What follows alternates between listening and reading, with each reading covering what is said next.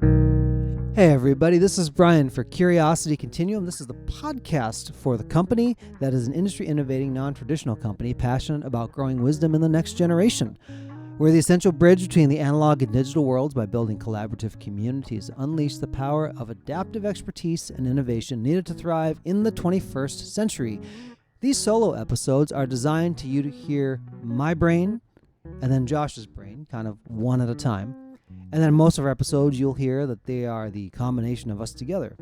Josh has some fun things planned. He gave me a seed topic of work-life balance.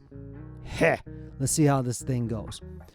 While you are listening to my voice, I have family about to come through that door.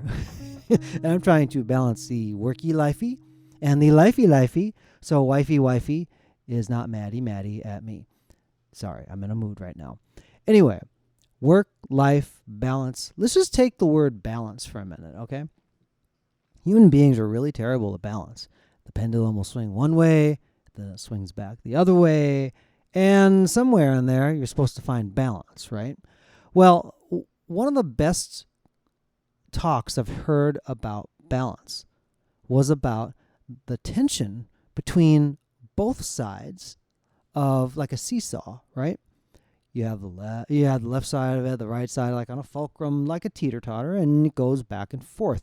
You feel the weight of that. Now, if you've ever been on a teeter-totter with somebody who is mismatched to you in weight, especially, this was never like a real fun thing. And so even though Josh and I were like elementary grade friends, we never really spent time on the teeter-totter together because I would always just be hanging up in the air and he would just sit there and chill. And it never worked out for us to do that just because there was not a balanced weight on either side.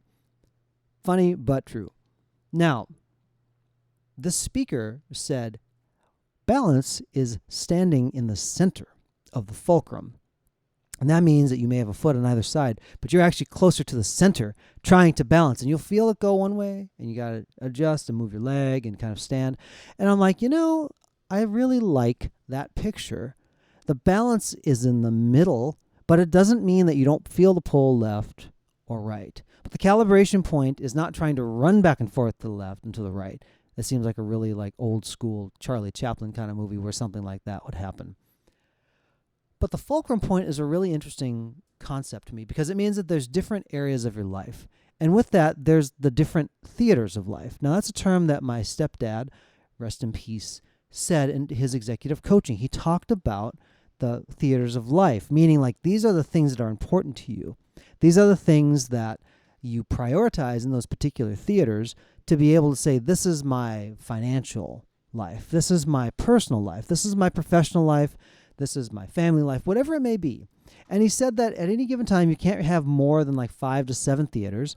And with each of those, you really can't have any more than about 3 goals in each because you can't focus on all of it. And what that's designed to do is actually help you understand where you're spending your time and your money and your resources and your attention.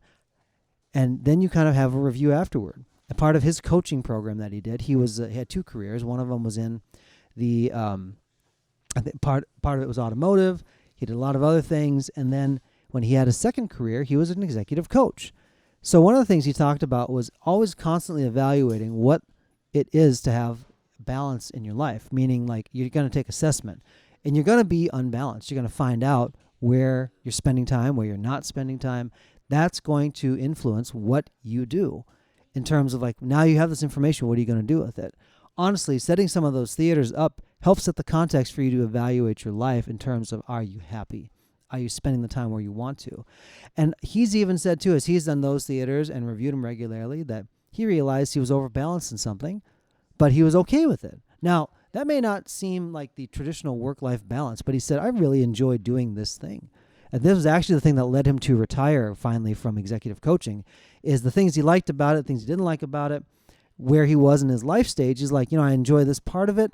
And he would be on call. He'd be able to take, advisory things, but he wasn't doing all the rigmarole as he once did. And he realized that the balance had shifted. And that's a really good thing to kind of take note. Like, where is that balance today, a month from now, 3 months from now, 6 months from now? Because I guarantee you that it will change. That means that you've changed. That means that your circumstances have changed.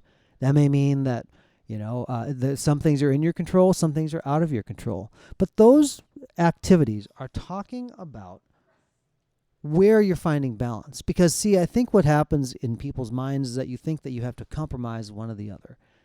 And honestly, for some of them, if you look at like high achievers, you look at Olympic athletes, what are they doing? They're spending their time practicing. Do they have like the, quote, normal life of something that where, they go out on the weekends with friends? They don't really, because they're training for that Olympic event. So in the context of balance, you have to understand the context, the greater context of where you are and what the goal is. See, if you said I have a balance in my life to be able to say, well, I'm going to be an Olympic athlete, but I'm only going to train 3 days a week because that's balance to me. I would challenge the fact that you're not going to hit that goal because you don't have the right balance or the right proportions of things in your life. And I really think that when you talk about balance is being able to circumspectly look at the proportions and is it meeting the needs? And I guarantee you that, like those Olympic athletes, they have their time and then they go to different things. They've achieved what they need to achieve. That means they focus. Maybe they go into business. Maybe they do sponsorships. Maybe they're doing something with their sports still. They may do something completely different entirely. But they've done that particular thing. They've achieved a goal, and they've counted the cost of what it will take to achieve that. Now, those things can happen much more spontaneously or make changes when you are just one person. But if you're married, if you have a significant other, if you have other considerations that are going along, you may have aging parents, those seasons and those priorities have to shift in order to accommodate what we would call a balance. I will never advocate that you should just run and never refresh yourself. That's not what I'm talking about here. But I think sometimes people say, like, I shouldn't work hard and I shouldn't life hard, if that makes sense. You should actually do both.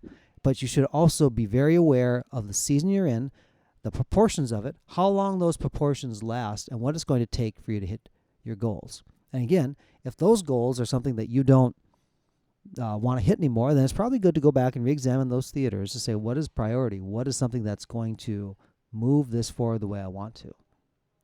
So is it a balance? Are you balancing on the fulcrum? Is the context of what you're trying to find balance in even correct?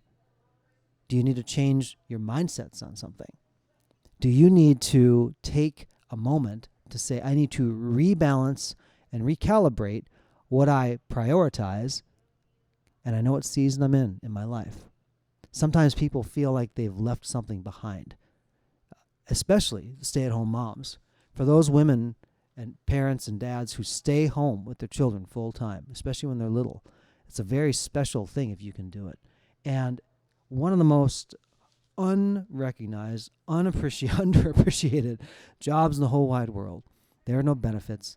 You do everything. You do the strategy. You do the execution. You do all the tactical stuff. You're in the weeds. You're out of the weeds. You're transport. You're logistics. You're everything. Where's the balance in that?